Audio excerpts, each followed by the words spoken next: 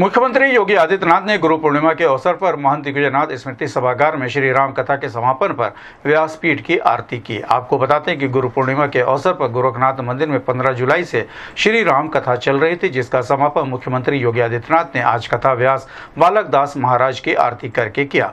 उन्होंने कथा सुनने आए श्रद्धालुओं को संबोधित करते हुए कहा कि साप्ताहिक श्री राम कथा के समापन और गुरु पूर्णिमा के पावन पर्व पर आप सभी श्रद्धालुओं को बधाई देता हूँ, जिन्होंने इस श्री राम कथा को एक सप्ताह आकर सुना और उसका अनुसरण किया।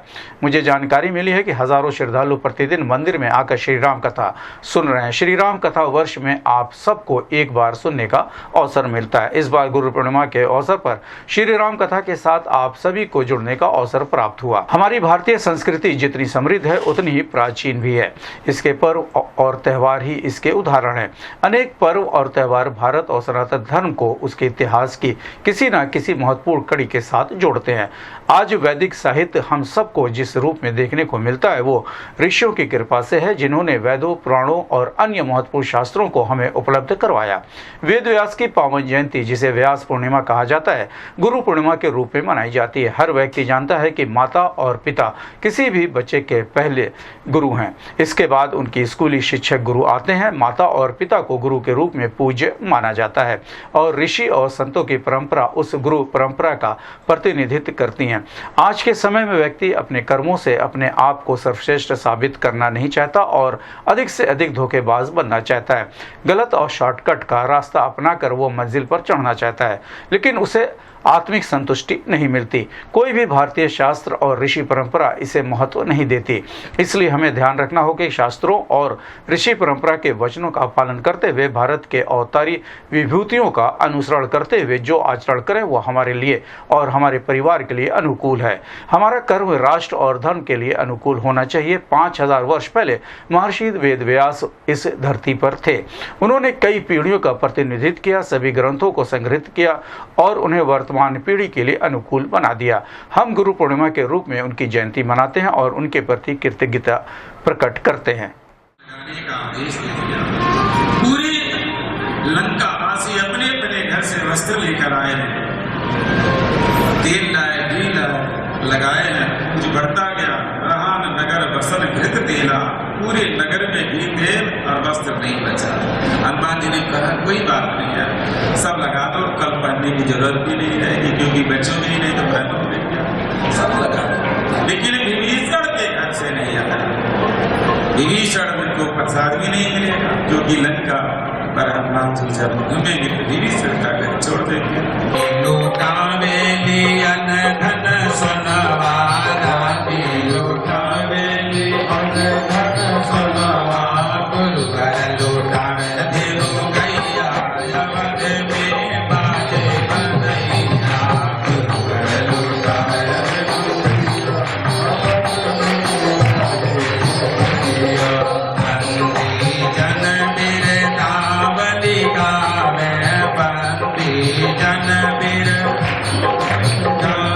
आप सभी श्रद्धालु जनों ने मर्यादा पुरुषोत्तम प्रभु श्री राम की इस पावन कथा का श्रवण किया है। ऐसी कथा व्यास संत श्री बालक दास जी महाराज मंच पर विराजमान हमारे सभी संतजन, इस सभागार में भी उपस्थित हुए हमारे संतजन, प्रबुद्धजन और उपस्थित सभी श्रद्धालुजन और प्यारे बच्चों, हमारी भारतीय संस्कृति कितनी समृद्ध और कितनी प्राचीन है, इसके पर्व और त्योहार ही इसके उदाहरण हैं। अनेक पर्व और त्योहार जो भारत को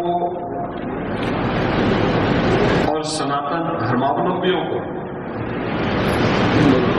उसके इतिहास की किसी न किसी महत्वपूर्ण कड़ी के साथ जोड़ देते हैं। आज वैदिक साहित्य जिस रूप में हम सबको देखने को मिलता है, जिस ऋषि की कृपा से ये सब प्राप्त हुआ, जिन्होंने वेदों को, पुराणों को,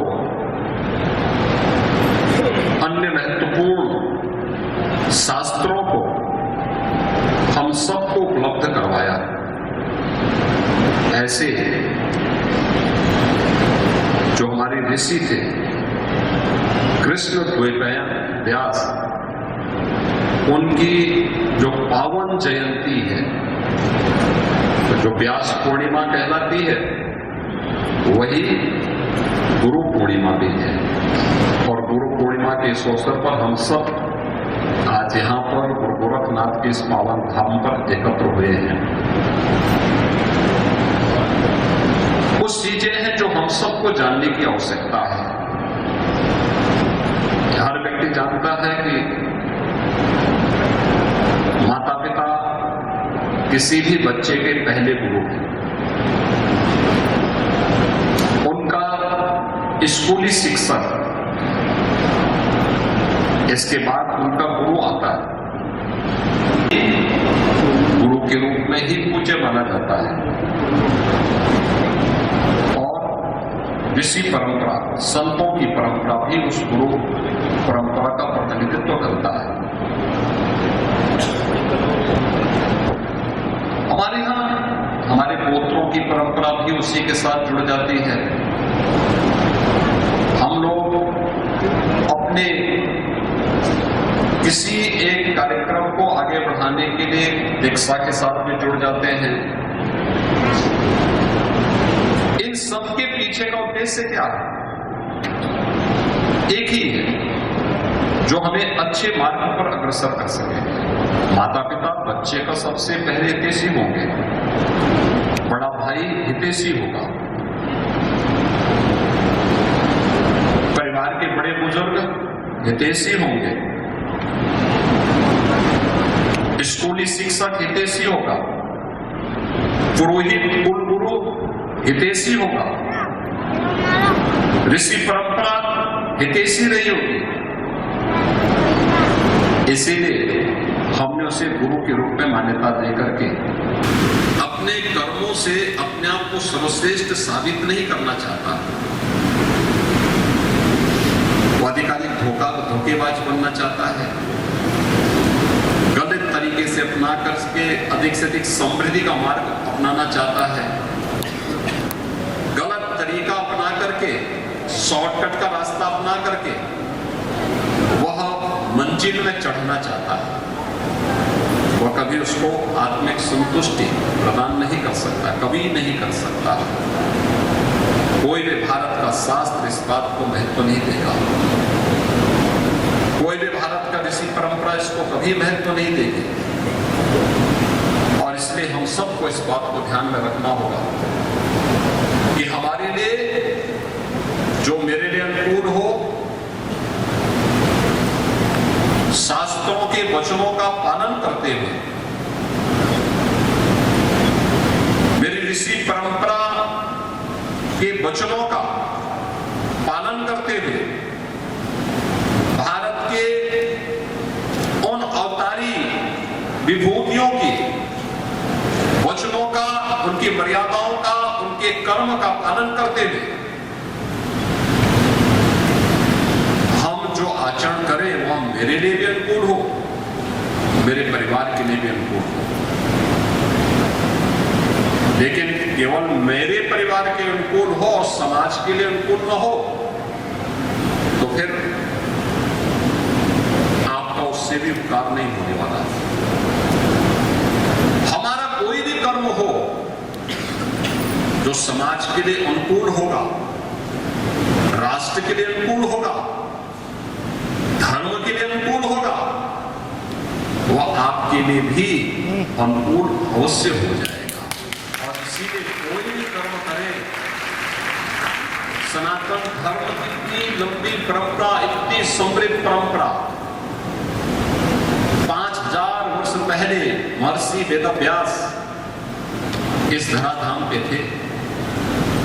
एक लंबे समय तक उन्होंने उस कालखंड में समय कई पीढ़ियों का प्रतिनिधित्व किया, सभी ग्रंथों को संग्रहित किया, वेदों को, पुराणों को, उनका संग्रह करके उसे लिपिबद्ध करके वर्तमान पीढ़ी के लिए उसे अनुकूल बना दिया।